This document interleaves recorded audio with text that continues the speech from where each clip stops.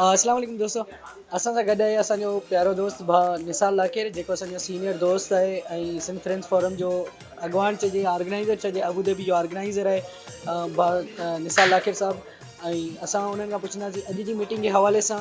ऐं overall programme जे हवाले सां तव्हांजो छा राय आहे, तव्हां कहिड़ो राय ॾियणु चाहींदा ऐं कहिड़ो तव्हां पंहिंजो जो मैसेज ॾियणु चाहींदा पंहिंजनि दोस्तनि खे,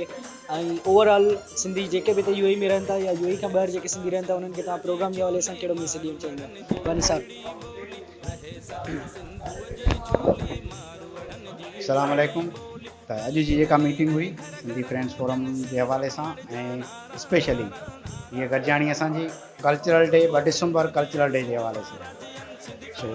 उन जे लाइ मुंहिंजी हिकिड़ी सिंधी माण्हुनि खे यूएई में रहंदड़ सिंधियुनि खे हिकिड़ी गुज़ारिश आहे, अपील आहे त ही नौजवान सिंधी फ्रेंड्स फोरम जा दोस्त असां सभु गॾिजी यूएई में हर साल जीअं हिन दफ़े 2 डिसंबर ते कल्चरल डे मल्हाए रहिया आहियूं, जंहिंमें सिंध खां सूफ़ी रागी अची रहिया आहिनि ऐं केतिरा ई ॿिया बि फ़नकार अची रहिया आहिनि। उन जे लाइ मुंहिंजो इहो मैसेज आहे यूएई में रहंदड़ सिंधियुनि खे स्पेशली त अचो त गॾिजी हिते असां हिकिड़ी लुक ॾियूं त असां यूएई में रहंदड़ सिंधी सभु हिकु आहियूं, सभई भाइर आहियूं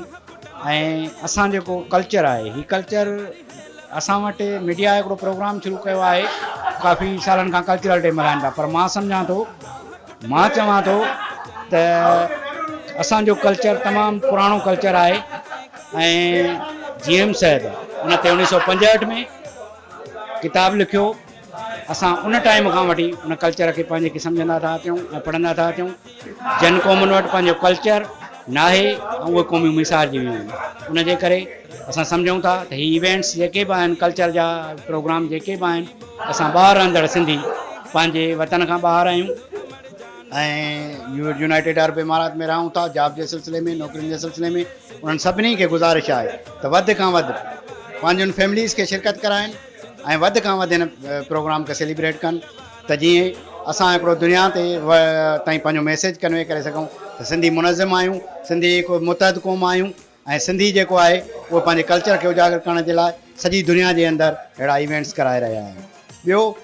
त हिन प्रोग्राम जे हवाले सां जेका अॼु असांजी मीटिंग थी आहे उहा मीटिंग तमामु ज़रूरी हुई ऐं तमामु आम मीटिंग हुई, जंहिंमें असांखे कल्चरल डे जे हवाले सां पंहिंजो इंतिज़ामी सिस्टम संभालणो हुयो, इंतिज़ामी कमेटियूं जोड़ियूं हुयूं ऐं उहे कमेटियुनि जे हवाले सां ई असांजी मीटिंग हुई, जंहिंमें दोस्तनि जा राया ऐं तजवीज़ूं असां दोस्तनि खां वरितासीं त हिन प्रोग्राम खे, हिन इवेंट खे